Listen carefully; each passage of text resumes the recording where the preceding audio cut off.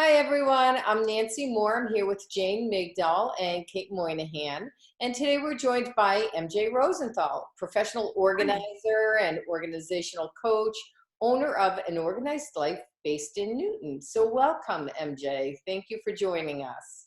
Thank you for having me. I'm happy to be here today. Thank you. Can you tell us a little bit about what you do? What is your business? So what I do is I help clients create balance between their space, their belongings, and their time.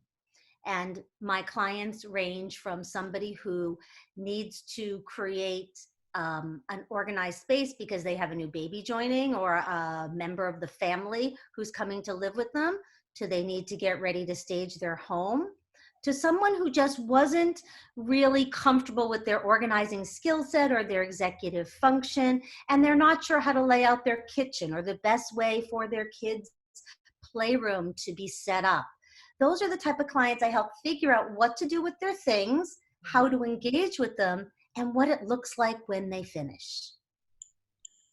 So MJ, given what you've just told us, how are you able to do your job and help your clients during the time of COVID-19?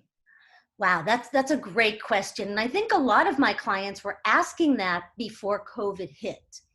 Because I do coaching with clients, about 40% of my business is Zoom-based and virtual to begin with, helping clients figure out where they're stuck, and together we unravel that stuckness and talk about how to get them to the next step.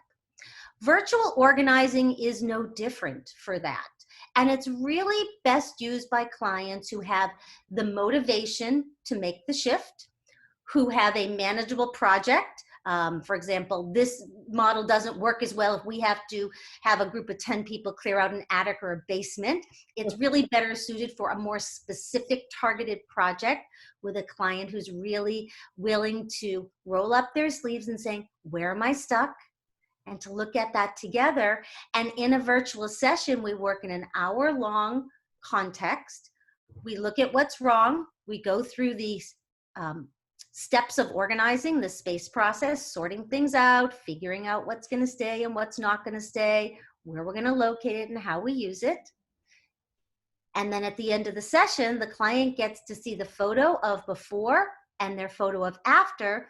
And that specific project, you can see that full transition from beginning to end in a virtual format. That's a nice reward to see the. I know, I was going to say, that's got to be very satisfying.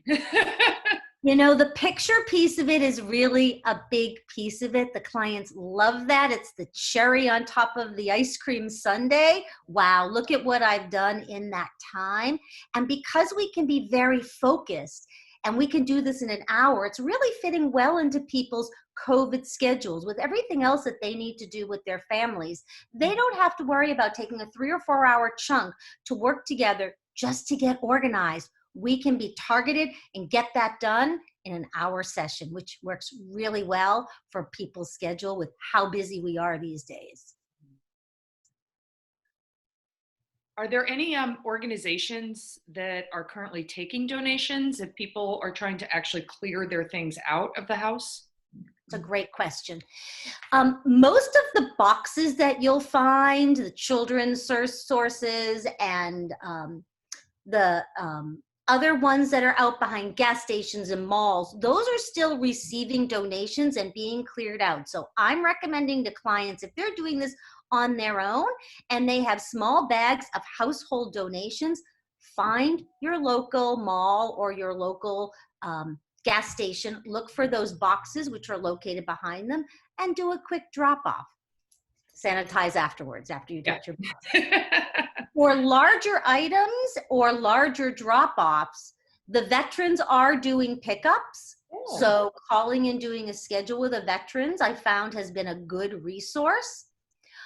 I also find that buy nothing sites are a great resource for people. Let's say you have an old kids swing set or some kids toys that you're no longer using, you cleared out your basement, go ahead, put them on the sidewalk. Pop them on Buy Nothing for your local community, or put them up on the corner with a sign that says free. Things are still going. Yeah, that's a great idea. Thank you. Jane, Oh, go ahead, Nancy. Sorry. Go ahead. I was just going to So many say, questions. I know, so many questions. Just for clients who are thinking of putting their houses on the market, our clients, what are your top recommendations of things they should be doing?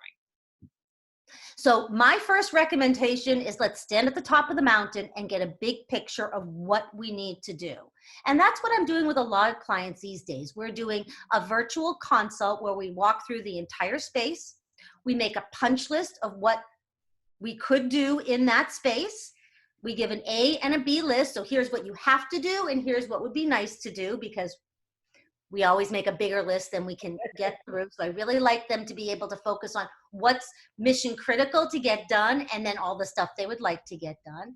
And at the end of that, you're left with a list of what needs to happen in each space so you can begin assigning that to your time and figuring out how you're going to make this work between now and when you want to put the house on the market. I also encourage inviting the family members who live there to help you with the project, having them make decisions. A lot of times what we get stuck with is, oh, well, I don't want to make that decision for my husband, or that belongs to my teenagers. Sure. When we're putting a home on the market, we really need to be a little bit more purposeful in our decisions. So getting our family members involved as we go through this is my second big one. Don't take it on yourself. Get the other members involved to participate in the work. Wonderful. Jane, did you have another question or? No, mine have all been answered. Anything that we've missed, MJ, that you wanted to tell us about? Well, I'm curious, where do you find that your clients get the most stuck when they're looking at getting started with staging their house for sale? Oh, Personally, clutter. Go ahead, Kate. I just said clutter. I mean, that's the first thing that came to my mind. Yeah. And I think it's sentimental attachment to an awful lot of little things. I Yeah. feel the same way. That it's the sentimental little things that really you have no need for, but they belong to grandma or great grandma, and so how can you throw them away? Right. Yeah. So that's And that's a hard one to make a case for. We can't talk about frequency of use. We Right. can't talk about purposefulness, but they are something that tug at our heartstrings, which brings us back to that joy aspect. And my recommendation for things like that is, if it is that valuable, if it is that personal, if it means that much, then we should be containing it in a way that is that respectful. So grandma's memories should be put in a weather-tight bin and labeled as such. Photographs should be displayed on the shelves in appropriate ways. And if we need to really clear it out because there's too much, let's get a temporary storage unit. Put these away so when we go to move to our new space, we already have the things that are most sentimental and most critical tucked away so we can relocate them to our new space once we've gone through the sale of the home. Yeah. That's fabulous. Yeah. MJ, thank you so much. So informative as always. And we're going to be adding your contact information when we post this so people can contact you directly. Thank you for joining us. Thank you. Yeah. Be safe, be well, and stay organized. Thank you. Thank you. Take care.